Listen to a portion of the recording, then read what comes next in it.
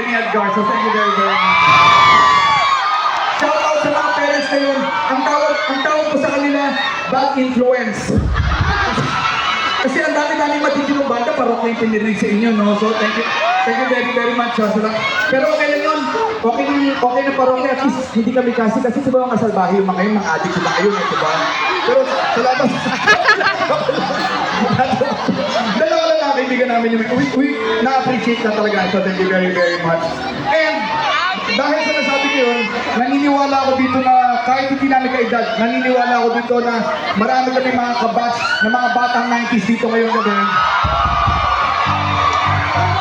At dahil dyan, medyo nakakasilog namin gagawin itong next song na to. Kasi itong next song na to, sorry pero a few years ago, we were called out on Twitter. Sabi, offensive daw yung kanta. Naisip ko lang, baka yung mga kabataan ngayon masyado lang sensitive kasi kami mga batang 90s, we do not get offended by songs. So, kung may ma-offend, pasensya na.